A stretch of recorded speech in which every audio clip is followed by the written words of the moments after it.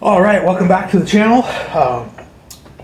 Wasn't sure what I was going to do today. I got two big giant projects. I was like, should I start on these? The two big giant projects, powder coat I want to do videos on. I'm like, I don't know, I should start two other big projects. But I do have a little one I found yesterday. A customer wanted a quill adapter. So this is basically a fake quill stem made of aluminum with a little piece of 1 1/8, or it jumped size from 22.2 to fit into a quill stem, up to 1 1/8 for a modern threadless stem to jump onto. So you can get rid of your quill stem and use a threadless stem. It was being a brat. This thing was like almost seized on there. I had to clamp it into some 22.2 blocks in the vise to be able to get this bolt out. To figure out what that problem was, I grabbed another one out of a different quill stem. Spins nice and smooth like it should, easy peasy.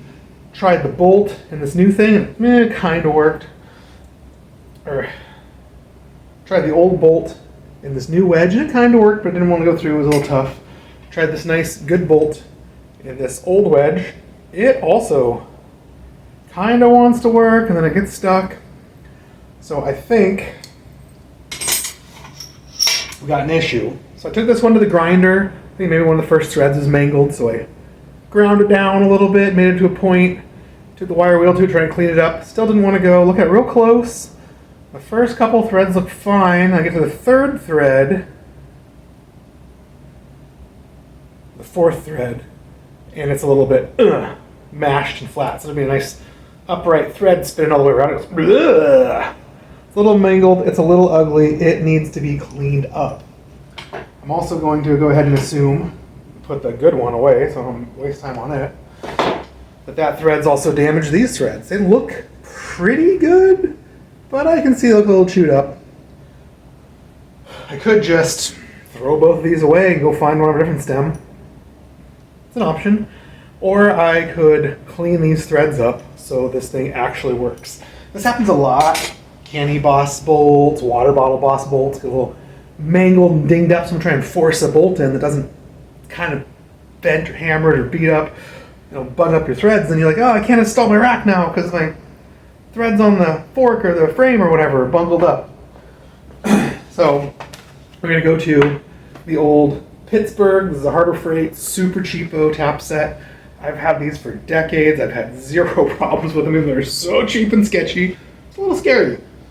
Taps are a high carbon steel little set of threads with these little flutes or spirals cut into them. So they're a little sharper, they're a little bigger, and they have these spirals for all this extra debris. So they can go in like the bolts and cut all the damage out and leave good threads left. So I use these really, really commonly. This is an M6. Some M6 stuff on bikes like Candy Boss bolts and things. The M5 is most of your water bottle boss bolts and rack bolts. So I use those two very common sizes all the time. And then I have one cheapy set for part time. So this is the Pittsburgh carbon steel tap and die. Carbon steel means it's extra hardened steel, so it's almost brittle like glass. You gotta be a little careful. You don't want to break a tap off in something. It's too hard for your drill to drill through. It's brittle like glass. It can be a real trick to get a broken tap out. So be gentle and respectful with these. I have never done one on a stem bolt before, so I have no idea what size. I'm assuming it's metric, because most things on bikes are. Inside this tap kit, there is There is a little thread angle finder gauge, and it's basically just a bunch of little knives, but they have little serrated teeth on them, like a steak knife. And you can bring these dudes up and you can try and find what your thread pitch is. I get them to line up just right. And this seems way too fine. There's a zillion on here for all the common thread pitches. So it's 1.25. So we can kind of get it into focus. Just sits in there so nice. So we know it's a 1.25. Now what we gotta do is see if we can find a tap that looks like it's the right size and the right thread pitch. What is this guy? M8 by 1.25. Sounds about right. It looks pretty close. I think that's it. I also have an M7 by 1. That's definitely the wrong pitch. And it's a little bit smaller. When I hold them up and eyeball them, I can see this sticking out the other side. So I'm going to hope that it's this one. Let's see what else we got in here. Here's an M8 by 1, which is, yeah, it doesn't line up. No good. I think that's probably what it is. M8 by 125. Could be wrong. So we can use this and run it through the little wedge and see if that cleans up those threads and solve the problem. But we still got to clean the threads on this. There's something called like a thread file, which is basically like a file, but it's got those little teeth on it, so you can come through and just sort of clean up. I used to have one that was like a claw, so you can put it on here and kind of just adjust to whatever. You can just scrape it, tighten it, scrape it through, and just clean up those threads. I don't have that, so we have to find the right thing. M6, M7, M8 by 125. So this is like a nut, but it's also got the threads to cut in here, and the big reliefs and channels. So we are going to see if this guy kind of magically seems like it's all the right things. I honestly don't know. Let's see. 7 by 1, that sure wouldn't do it. I think maybe let's try the tap first and see how it seems before we force the other one through. So this is my 22/2 or 7/8 block, so I can clamp this in here. You could also just take a couple pieces of wood and a paddle bit. You look at those drill bits made for drilling through wood. You can get a whole set of paddle bits for $5-10 at Harbor Freight. Clamp a couple 7/8 pieces or a couple of pieces of wood together, those 2x4, and right down the middle, just drill it out to 7/8 with that little cheap paddle bit, and that'll probably be good enough to hold any stem you need to or any wedge.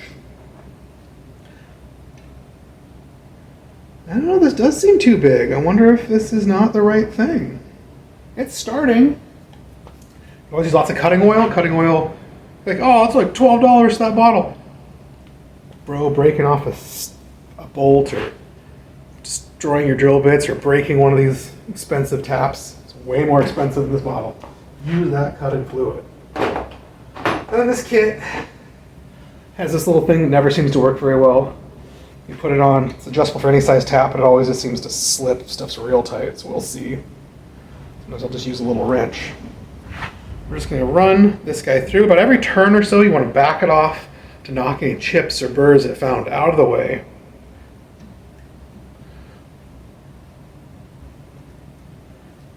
It's cut real easy, but I guess it is aluminum. Seems like it's got a tight spot, a loose spot. It's not so bad, it's real tight.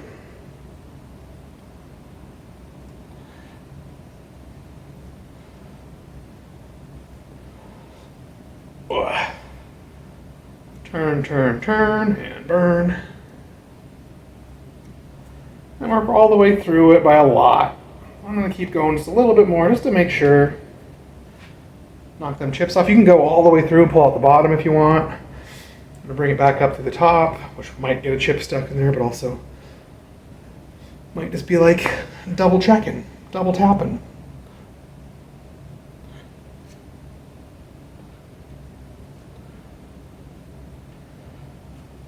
You can see all the gunk and a little bit of burrs. It's pretty clean now.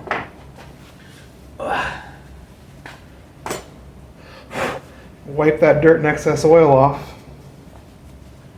Take this good bolt, see how it seems. It's got a bunch of dirty old grease on it. Oh yeah. I want it to thread in nice. That seems pretty good. Doesn't seem like that's too big or weird. Seems like it's perfect, threading in pretty nice. It's a tiny bit loose. Maybe this is 7 by 125 or something. Doesn't seem like it.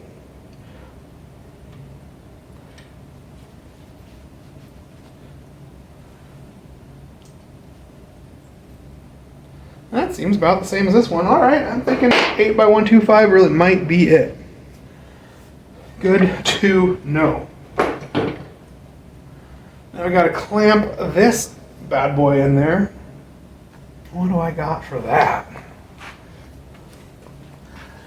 Ugh. You know, I have some like rack tubing things. If this is 8 mil, this really might be about 5/16. Rack tubing blocks might work. But also it's pretty small, it doesn't really matter, and it's solid steel. I'm just gonna use a couple pieces of wood just to pinch it. They don't fit perfect, but they might fit good enough just to kind of squeeze it and hold it in place without causing any real problems. Now this die has this little weird handle, this little weird set screw.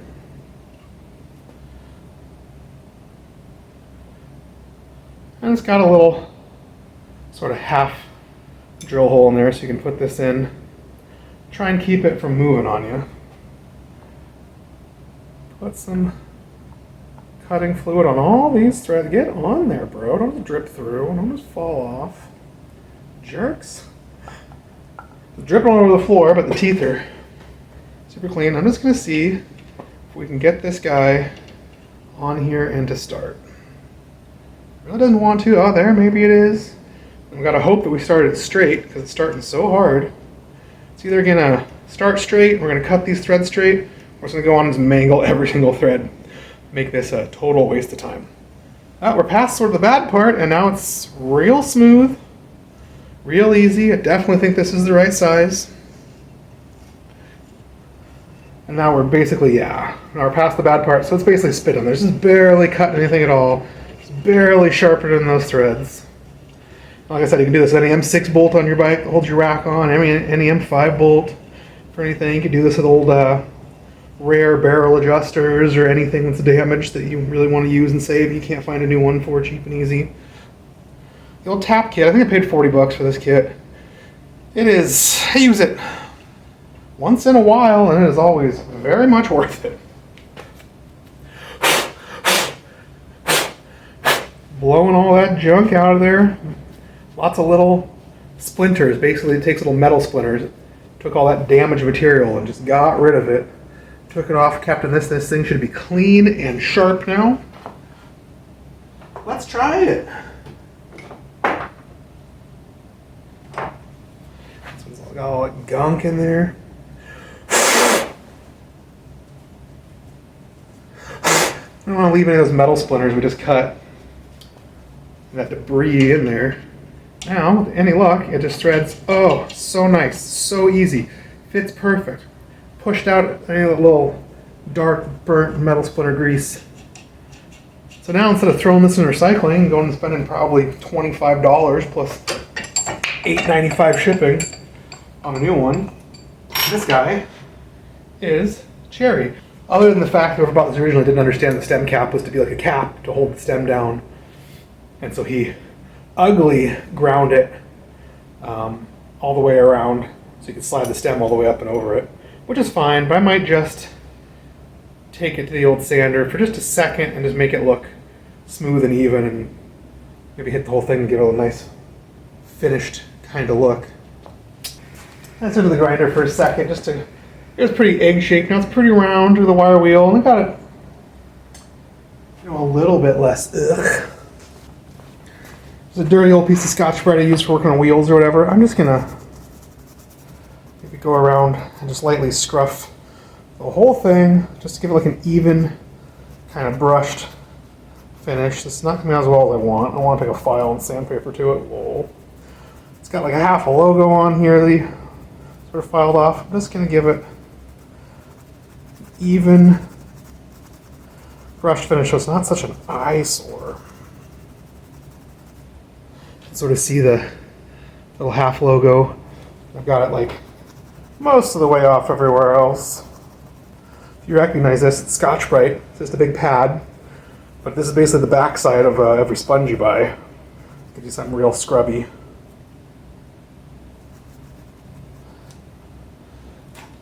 I might take a little sandpaper too, just to the outside. It's a little too rough for just the Scotch-Brite. that even brushed finish, just so it looks nicer.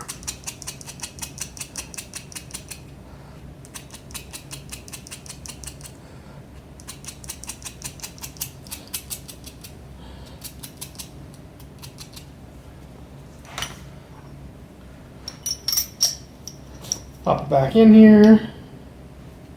It's almost presentable. I'd like to spend more time on it, but it's just probably not something I was going to care about.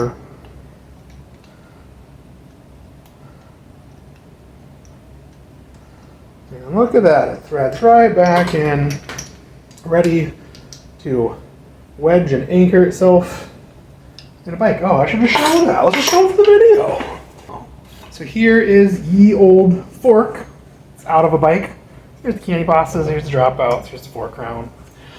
Here's where the stem goes in. Usually it's covered with the headset and stuff, bearings. And it's a little too tight already. So you slide in, there's the minimum line. Sink it right on the minimum line just to be pro. You can see it maybe. Tighten her up. Make sure we can tighten it up and just whip all the threads out or go bad. So it tightens up. Here's a threadless stem. It just goes over that. So now we've gone from the old quill stem style to the threadless stem style. Yay! Woo! Problem solved. Cheap tap kit. Did a few other videos on tapping water bottle bosses. No one ever cares. So probably no one will care about this one either, but just in case you want to know. Here's how we save some cool old parts that tap and die set. Oh, I'm going to do the rest of the day. I should film another video. And we saved this part.